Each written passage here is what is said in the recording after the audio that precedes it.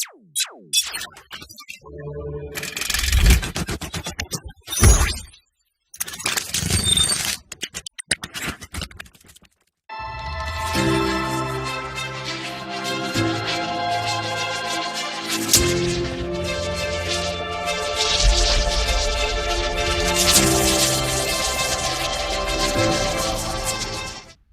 தொலைக்காட்சி நேயர்கள் அனைவருக்கும் அன்பு வணக்கம்.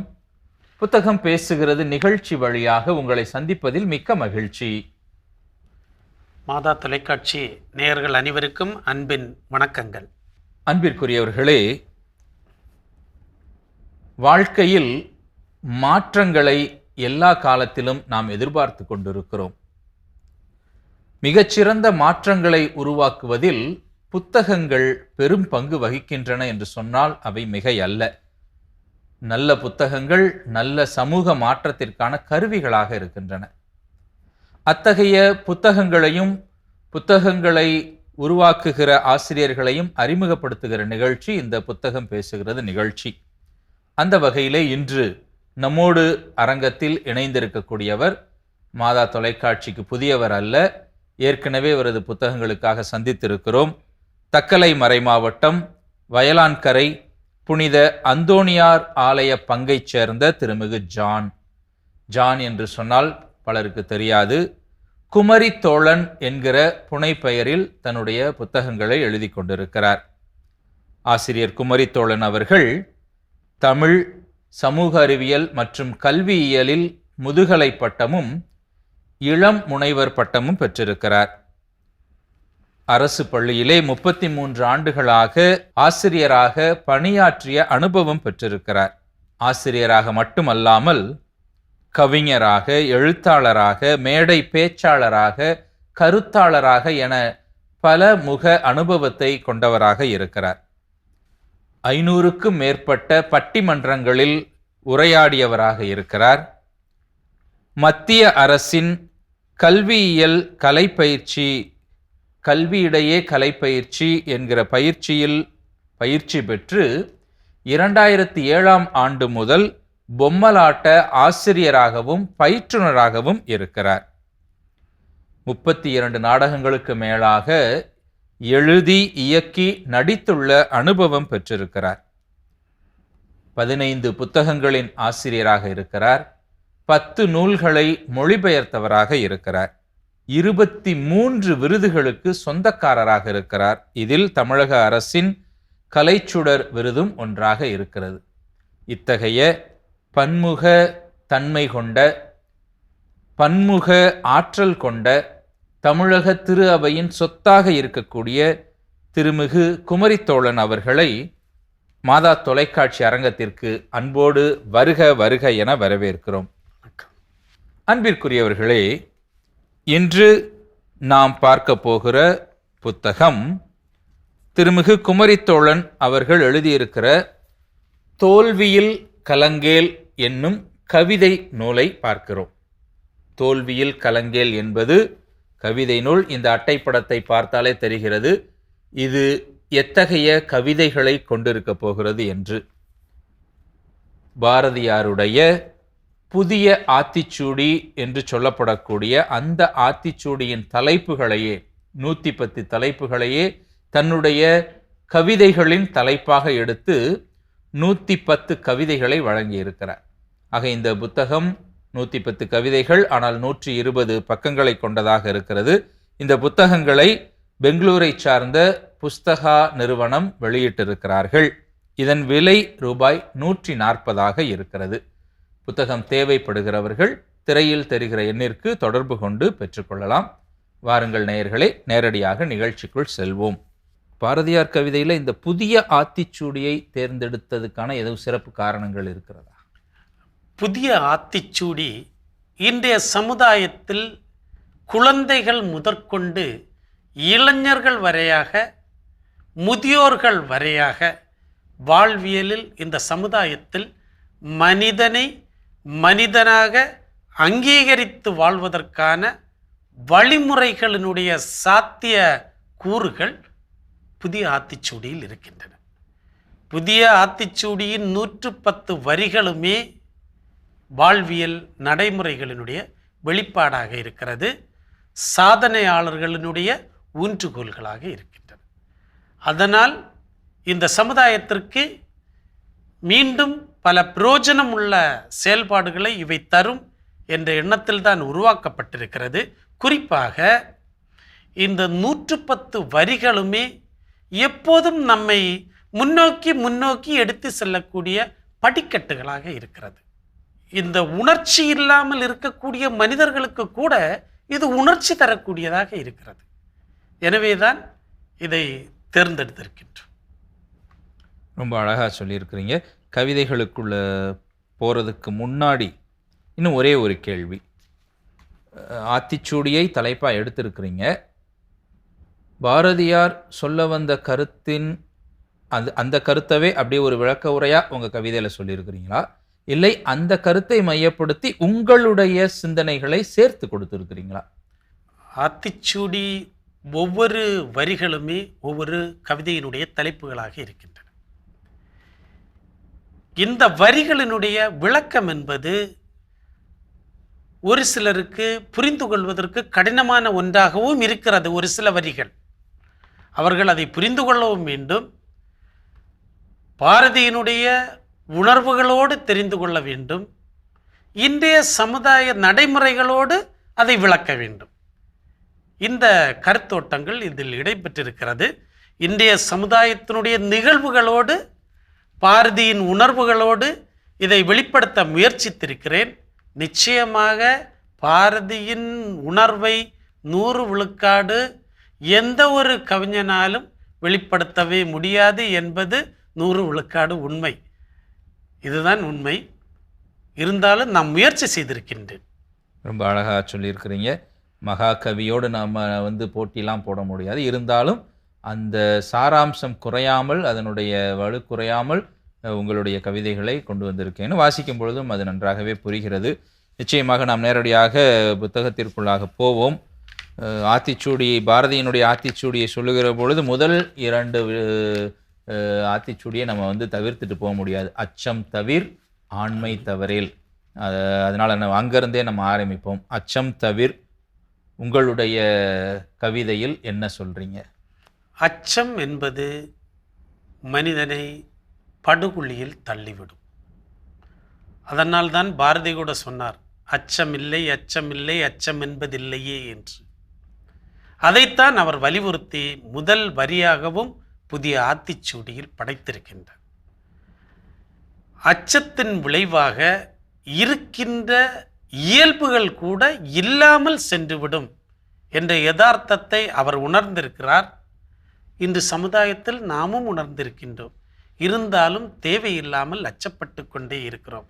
அதைத்தான் அவர் ஆணித்தரமாக நமக்கு சொல்லி இருக்கிறார். அதை இந்த சமுதாயத்திற்கு நாம் மீண்டும் மீண்டும் சொல்லிக்கொண்டே இருக்க வேண்டும்.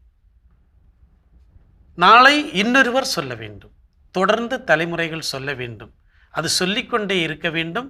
தலைமுறை விழிப்பு பெற்று மேலே வர வேண்டும். அவர் அழகாக சுட்டி காட்டுகிறார், அச்சம் தவிர், நீயே உலகின் அடையாளம்.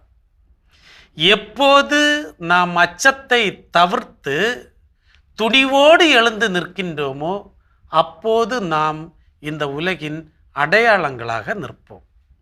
உலகின் அடையாளமாக நாம் இருந்தால் கூட அச்சத்தை குடிகொண்டு அச்சமோடு நாம் இருந்தால் அந்த அடையாள நிலையிலிருந்து அழிக்கப்பட்டு கொண்டே இருப்போம். இதுதான் அந்த வரியினுடைய யதார்த்தமாக இருக்கிறது. அந்த கடைசி வரிக்கு முன்னாடியே நீங்கள் ரொம்ப அழகாக சொல்லியிருக்கிறீங்க, இப்போதும் நீ உனக்குள் மறைந்திருக்கிறாய், அவனை வெளிக்கொணர்ந்து வா. பல நேரங்களில் பயம் நம்மையே நமக்குள்ள ஒளிய வச்சிருது. நாம் நமக்குள்ளிருந்து வெளிவருவதே அச்சத்திலிருந்து வெளிவரக்கூடிய மீட்டெடுக்கக்கூடிய செயலாக இருக்கும். ரொம்ப அழகாக சொல்லியிருக்கிறீங்க.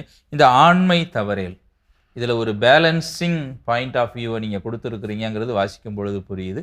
நேயர்களோடு நீங்கள் என்ன விதமாக இந்த ஆண்மை தவறேல பார்க்குறீங்க அப்படிங்கிறதையும் பகிர்ந்து கொள்ளுங்களேன். ஆண்மை தவறேல், இந்த ஆண்மை என்ற வார்த்தை சொன்னாலே ஒரு பாலினம் நம்மை தெரியாமல் மேலோங்கி இருக்கும். ஆண் என்ற வகையில் பாரதி ஆண்மை என்பதை ஆணுக்கும் பெண்ணுக்கும் பொதுவானதாக கண்டிருக்கின்றார்.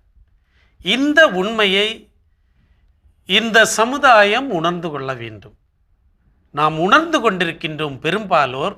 ஆனால் இப்போது கூட இந்த சமுதாயத்தில் இந்த உண்மை தெரியாதவர்கள் இருக்கத்தான் செய்கின்றார்கள் என்பதுதான் உண்மை. ஆண்மை என்பது ஆணுக்கும் பெண்ணுக்கும் பொதுவானது.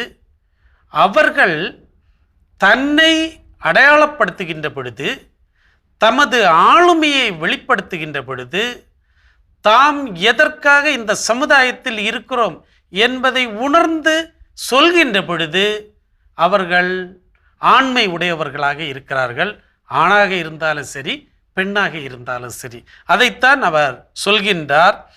ஆண் பெண் பாலிரண்டுக்கும் பவ்யமாய் அமைத்து தமிழனுக்கு சான்றிட்ட ஆண்மை தவறாதொழுகின் ஆண்மைக்கு சான்றாவீர் எட்டு திக்கும். ஆண்மையோடு நாம் இருந்தால், ஆண்மையை உணர்ந்து செயல்பட்டால், எட்டு திக்கிற்கும் நாம் சான்றாக இருப்போம் என்ற உண்மையை அந்த பாரதி தமது வரிகளில் வைத்திருக்கின்றார். ரொம்ப அழகாக சொல்லியிருக்கிறீங்க, அருமையாக சொல்லியிருக்கிறீங்க. அடுத்தபடியாக 16வது பக்கத்திலே உடலினை உறுதி செய். உடலினை உறுதி செய். இன்றைய காலகட்டத்திற்கு அரை நூற்றாண்டுக்கு முன்னரே பாரதியினுடைய தீர்க்க தரிசன வரியாக அமைந்திருக்கிறது. பாரதி இருந்த காலகட்டத்தில் நமது சமுதாயத்தில் இன்றைய உணவு பழக்கம் இருந்ததா என்று கேட்டால் நிச்சயமாக இல்லை. ஆனால் இன்றைய உணவு நடைமுறைகளை அன்றே தீர்க்கதரிசியைப் போல பார்த்திருக்கின்றார் பாரதி. அதைத்தான் அவர் சொல்கின்றார். உடலினை உறுதி செய்வதற்கான உணவுகளை நீங்கள் எடுங்கள். உணவுகள் என்பவை அனைத்தும் உணவுகள் அல்ல. இன்று உணவுகள் மருந்தாவதும் உண்டு, மருந்துகளை உணவாக உண்பவர்களும் உண்டு. மருந்துகளை நீங்கள் உணவாக உண்ணாமல் இருக்க வேண்டும் என்றால் உணவுகளை உண்ணுங்கள் என்பதை அவர் அடிப்படையாக காட்டுகிறார். எப்படிப்பட்ட உணவுகள் வேண்டும் என்பதை அவர் தன்னுடைய உள்ளத்தில் இருத்தி இருக்கின்றார். அதைத்தான் சொல்ல, உடலினை உறுதி செய்வதற்காக உணவுகள் வேண்டும். அதே போன்றுதான் உடற்பயிற்சிகள் வேண்டும். உடற்பயிற்சியாக இருந்தாலும் உணவாக இருந்தாலும் அது வேளா வேளைக்கு தேவையான உணவாக இருக்க வேண்டும். இதை போன்றுதான் அவர் சுட்டி காட்டி இருக்கிறார். அதே போன்று நீங்கள் உடலினை உறுதி செய்தீர்கள் என்று சொன்னால் உங்கள் உடல் எப்படி இருக்கும்? மலை போல் உடலில் வலிமை வேண்டும். இன்று நமக்கு உடல்கள் பலருக்கும் மலை போல் இருக்கின்றன, ஆனால் உறுதி இருக்கின்றனவா? அதை வினா எழுப்புகிறார் பாரதியார். சிலை போல் நிற்பாய் உலகில் நீயும். உடலில் உறுதி இருந்தால் நிச்சயமாக அழியா சிலை போல் நம்முடைய வாழ்க்கை அமையும். ஏனென்றால் உடல் வலிமை உள்ள வலிமையை நமக்கு தரும், மன வலிமையை நமக்கு ஏற்படுத்தி தரும், அதற்கான சூழல்களை உருவாக்கி தரும். அதனால்தான் அவர் உடலினை உறுதி செய் என்று நமக்கு சொல்கின்றார். இது எல்லா காலத்திற்கும் பொருந்தக்கூடிய ஒரு அற்புதமான பாடமாக இருக்கின்றது. நம்முடைய விவிலியம் கூட உடல்தான் ஆலயம் என்பதாக அந்த கருத்தியலையும் கொடுத்திருக்குது. அந்த ஆலயத்தில் இறைவனை குடிகொள்ள வைக்க வேண்டும். ஆனால் அந்த ஆலயம் உறுதியான ஆலயமாக இருக்க வேண்டும். அதுதான் ரொம்ப முக்கியங்கிறத பாரதியாருடைய வரிகள்லையும் ரொம்ப அழகாக சொல்லியிருக்கிறீங்க. அருமையான பாடல். நாம் அடுத்த கவிதையாக ஓய்தல் ஒளி 11வது கவிதை 22வது பக்கத்திலே இருக்கிறது. இது முக்கியமாக வாசிக்கும் பொழுது ஓய்வுக்கும் ஓய்தலுக்குமான அந்த ஒரு வித்தியாசம், ரெண்டையுமே ஒன்றா நம்ம பல நேரம் குழப்பம் படிக்கிறோம். உடலுக்கு ஓய்வு என்பது அவசியம், ஆனால் ஓய்ந்திருத்தல் அல்லது ஓய்தல் என்பது பாரதியாருடைய பார்வையில் என்னவா இருக்குது அப்படிங்கிறத மக்களோடு பகிர்ந்து கொள்ளுங்கள். ஓய்வு என்பதும் ஓய்தல் என்பதும் இரண்டாக இருக்கிறது என்பது நாம் அனைவரும் தெரிந்த ஒன்றுதான். இருந்தாலும் கூட ஒரு சில வேளைகளில் நாம் இரண்டையும் ஒன்றாக சேர்த்து குழப்பிக் கொள்கிறோம். ஓய்வு உழைப்பாளிக்கு தேவை ஓய்வு, உடல் உழைப்புக்கு ஓய்வு தேவைப்படுகிறது. மன உழைப்புக்கு ஓய்வு தேவைப்படுகிறது. உள்ளம் சந்தோஷமாக இருக்கவும் ஒரு சில வேளைகளில் நமக்கு ஓய்வு தேவைப்படுகிறது. இது மனிதனுடைய அடிப்படை தேவைகளில் ஒன்றாக இருப்பது ஓய்வு. நிச்சயமாக ஓய்தல் என்பது மனிதனுடைய அடிப்படை தேவை அல்ல. அது அடிப்படை தேவை என்ற நிலையிலிருந்து மாறி மனிதனின் இயல்பிலிருந்தே மாற்றப்பட வேண்டிய ஒன்றுதான் இந்த ஓய்தல். காரணம், ஓய்தல் எடுக்கின்ற ஒரு மனிதனால் நிச்சயமாக இந்த சமுதாயத்திற்கு நன்மை செய்ய முடியாது. ஒரு நல்ல செயல் செய்ய வேண்டும் என்றாலும் அவன் உழைக்க வேண்டியிருக்கிறது. ஒரு ஆன்மீக கருத்தை கொடுக்க வேண்டும் என்றாலும் உழைக்க வேண்டியிருக்கிறது. ஒரு உடலியல் கருத்து, பொருளாதார நிலைகள், சமூக நிலைகள் முன்னேற்றத்திற்கு உழைப்பு தேவைப்படுகிறது. ஓய்தல் தேவையில்லாத ஒன்று.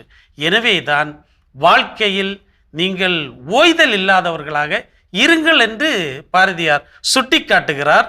அதோடு அவர் சொல்கிறார், ஓய்வும் ஓய்தலும் ஒன்றென மொழிவான் அறிவிலி மைந்தன். ரெண்டும் ஒன்றென்று சொல்லாதீர்கள். அப்படி என்றால் நான் என்னை அறிவிலி என்று சொல்லிக் கொள்கிறேன் என்று அர்த்தம். ஓய்தல் ஒழித்து உலகில் ஒளிர்வான் மதியுடை மைந்தன். ஓய்தலை ஒழிப்பவன் அறிவாளியாக இருப்பான், உலகில் ஒளியாக மலர்வான், அவன் ஒளி வீசிக்கொண்டே இருப்பான். ஆன்மீகமாக இருக்கட்டும், சமூக வாழ்வியலாக இருக்கட்டும், உழைப்பாக இருக்கட்டும், விளையாட்டுகளாக இருக்கட்டும், எதுவாக இருந்தாலும் ஓய்தலை ஒழிக்கக்கூடியவர் ஒளியாக இருக்கிறார். அதைத்தான் அவர் சுட்டி காட்டுகின்றார். ஓடி விளையாடு பாப்பா என்று சொல்லுகிற பொழுதும் ஓய்ந்திருக்கலாகாது பாப்பா அப்படிங்கிற விஷயத்தையும் சொல்கிறாங்க. ரொம்ப அருமையாக ஓய்தல் ஒழித்தல் குறித்து சொல்லியிருக்கிறீங்க. இதுக்கு அடுத்ததே ஏற்கனவே நம்ம பேசினது ஔடதம் குறை, மருந்துகளை குறைச்சி ஆரோக்கியமான வாழ்விற்கு என்ன செய்யணும் அப்படிங்கிறதையும் 12வது தலைப்பிலே நாம் பார்க்கிறோம், ஔடதம் குறை என்று. நாம் அடுத்தபடியாக 27ஆம் பக்கத்தில் இருக்கக்கூடிய 16வது தலைப்பு, கீழோர்க்கு அஞ்சேல். கீழோர் என்று சொல்கின்ற வேளையில் பாரதியினுடைய பார்வை சற்று வித்தியாசமான பார்வையாக இருக்கிறது. மனிதனை மனிதனாக மதிக்காதவன் கீழோர் என்ற பார்வையில் அவருக்கு தென்படுகிறார். மனிதனை மனிதனாக மதிக்கக்கூடிய அத்தனை பேருமே தன்னை போன்றவராக தனது அயலானை சகோதரனாக நினைக்கின்றார்கள். சகோதர மனப்பான்மை என்பது மனிதனுக்கு தேவை. அது இல்லாத அத்தனை பேருமே மனிதனை மனிதனாக மதிக்கவில்லை என்று அர்த்தம். அதைத்தான் அவர் சுட்டி காட்டிக்கொண்டே தெளிவாக சொல்கிறார். உங்களை பார்த்து ஒருவன் மிரட்டுகிறானா, அவன் ஏதோ தன்னுடைய நிலையிலிருந்து கீழே செல்கிறான். உங்களிடம் அவன் ஏதோ ஒன்றை எதிர்பார்த்து உங்களை தாக்க நினைக்கிறானா, அப்பொழுது அவன் தன்னுடைய நிலையிலிருந்து கீழே செல்கின்றான். எனவே ஒவ்வொரு மனிதனும் தன்னைத்தானே தன்னுடைய நிலையிலிருந்து தாழ்த்தி கொண்டு கீழ்நிலைக்கு செல்கிறான். அவனை பார்க்கின்ற பொழுது பிறருடைய பார்வையில் அவன் கீழோனாக மாறுகிறான். இதை சுட்டிக்காட்டிய பாரதி நமக்கு ஒரு பாடத்தை சொல்கிறார். அன்பார்ந்த சகோதரர்களே, நீங்கள் உங்கள் நிலையிலிருந்து உங்களை தயவு செய்து தாழ்த்தி கொள்ளாதீர்கள். தாழ்த்துகின்ற பொழுது நீங்கள் கீழ்நிலைக்கு செல்கிறீர்கள். இரண்டாவதாக, உங்களை மட்டில் இந்த சமுதாயத்திற்கு ஒரு பார்வை இருக்கிறது. அந்த பார்வையிலிருந்து நீங்கள் உங்களை தாழ்த்தி கொள்ளாதீர்கள். தாழ்த்துகின்ற பொழுது நீங்கள் கீழ்நிலைக்கு செல்கிறீர்கள் என்ற அற்புதமான ஒன்றை பாரதி நமக்கு இந்த வரிகள் வழியாக சுட்டி காட்டுகிறார். ரொம்ப அருமையாக சொல்லியிருக்கிறீங்க. அடுத்த கவிதைக்குள்ளாக நாம் செல்வோம். 22வது கவிதை, கொடுமைகளை எதிர்த்து நில். கொடுமையை எதிர்த்து நில். கொடுமை என்ற வார்த்தை பாரதியால் வித்தியாசமாக புதிய ஆத்திச்சூடியில் கையாளப்படுகிறது. ஒரு மனிதனை அறிஞன் என்று சொல்லிக்கொண்டு இனியொரு மனிதனை அறிவிலி என்று நாம் சொல்கின்ற வேளையில் இனியொரு மனிதனுக்கு எதிராக நாம் கொடுமை செய்கிறோம். ஒரு மனிதனை உயர்ந்தவனாக நினைத்து கொண்டு இன்னொரு மனிதனை தாழ்ந்தவனாக எண்ணுகின்ற பொழுதில் அந்த தாழ்வாக எண்ணுகின்றவனுக்கு எதிராக நாம் கொடுமை செய்கிறோம். அன்பு செலுத்துவதற்கு தகுதியான ஒரு இடத்தில் அன்பை செலுத்தாமல் வேறொரு இடத்தில், தேவையில்லாத இடத்தில் அன்பை செலுத்துகின்ற பொழுது நாம் கொடுமையாக மாறுகிறோம். அந்த கொடுமை தன்மை என்பது சாதியின் பெயராலோ மதத்தின் பெயராலோ ஏற்றத்தாழ்வுகளின் விளைவாகவோ பொருளாதாரத்தின் விளைவாகவோ ஏற்படுத்தக்கூடியதாக இருக்கக்கூடாது. அந்த நிலையில் இருந்தால் அந்த தன்மைகள் அத்தனையுமே கொடுமைகள் என்று பாரதி சுட்டி காட்டுகிறார். எனவே நீங்களும் அவ்வாறு செய்யாதீர்கள் என்றுதான் ஆத்திச்சூடியின் வரிகள் வழியாக நமக்கு சொல்கிறார். ரொம்ப அழகாக சொல்லியிருக்கிறீங்க. கொடுமையை எதிர்த்து நிற்கக்கூடிய துணிவும் வேண்டும், நாம் கொடியவர்களாக மாறிவிடாத நிலையும் வேண்டும் அப்படிங்கிறத பாரதியாருடைய வழியில் ரொம்ப அழகாக சொல்லியிருக்கிறீங்க. அப்படி 53வது பக்கத்தில் 42வது தலைப்பாக தன்மை இழவேல். இந்த சமுதாயம் நம்மை எப்படி பார்க்கிறது, நான் எப்படி இருக்கிறேன் என்று நான் என்னை பார்ப்பதை விடவும் நான் எப்படி இருக்கிறேன் என்று இந்த சமுதாயம் உற்று பார்க்கிறது. நாம் ஒவ்வொருவருக்கும் இது பொருந்தும். அப்படிப்பட்ட ஒரு சூழலில் நீங்கள் செய்யக்கூடியதை இந்த சமுதாயம் ஏற்றுக்கொள்ளலாம், ஏற்றுக்கொள்ளாமலும் இருக்கலாம்.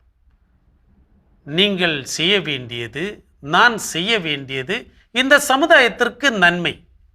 ஏனென்றால் இந்த உலகத்தில் 100 விழுக்காடு சரியென்று சொல்வதற்கான எதையுமே நம்மால் சுட்டிக்காட்ட முடியாத நிலையில் இருக்கின்றோம்.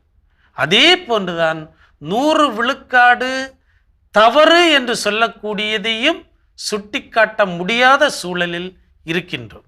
இதில் பெரும்பான்மை என்று சொல்லலாம் அல்லது சிறுபான்மை என்று சொல்லலாம்.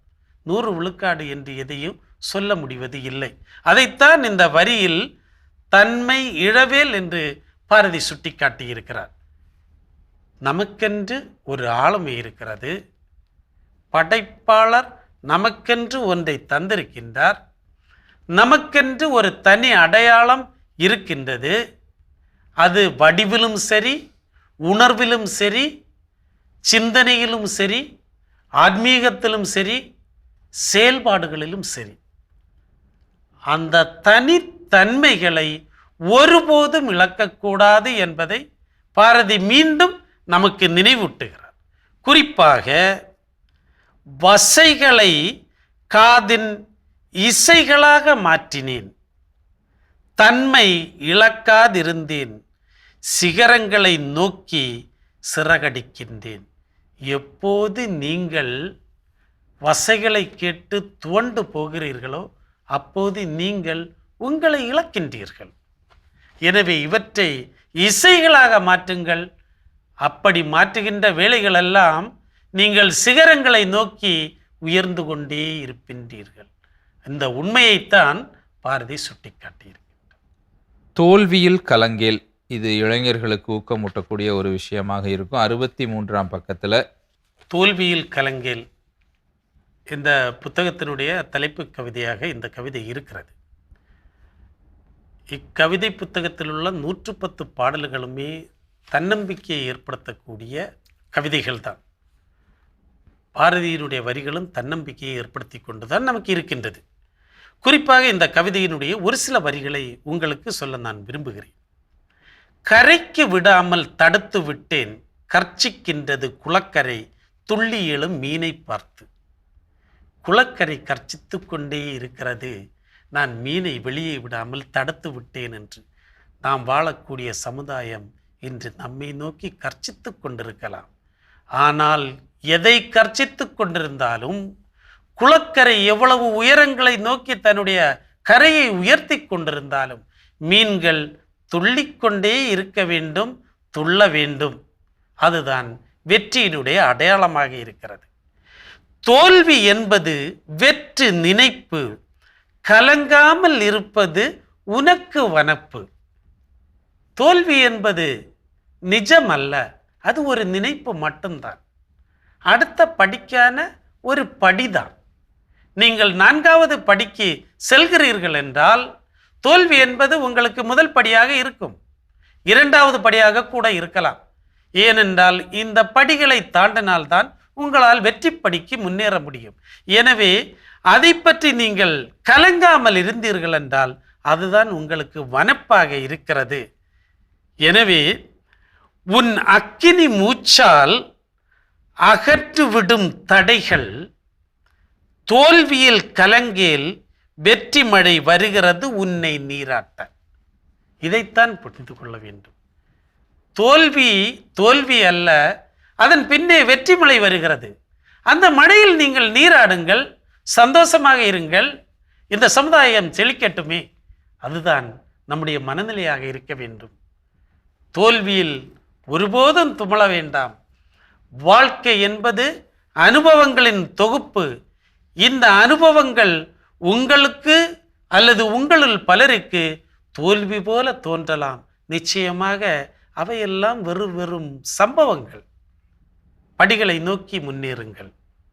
உங்களுடைய கருத்துகளோடு இணைத்து பாரதியினுடைய சாரம் காரம் குறையாமல் ரொம்ப அருமையாக கொடுத்துருக்கிறீங்க கவிதை வடிகளில். அருமையான இந்த ஒரு புத்தகத்தை படைத்திருக்கக்கூடிய உங்களுக்கு மாதா தொலைக்காட்சியின் சார்பாக மீண்டுமாக எங்களுடைய வாழ்த்துக்களையும் நன்றிகளையும் தெரியப்படுத்திக் கொள்கிறோம். நன்றி. நன்றி. அன்பு நேயர்களே, இன்னும் நம்மில் பல எழுத்தாளர்கள் இருக்கிறார்கள். அவர்களை எங்களுக்கு அறிமுகப்படுத்துங்கள். அவர்களுடைய எழுத்துக்களை உலகிற்கு அறிமுகம் செய்ய காத்திருக்கிறோம். என்ன நேயர்களே, நிகழ்ச்சியை கண்டு ரசித்திருப்பீர்கள் என்று நம்புகிறோம். மீண்டும் ஒரு புதிய புத்தகத்தோடு உங்களை சந்திக்கும் வரை உங்களிடமிருந்து விடைபெறுகிறோம். நன்றி, வணக்கம். நன்றி.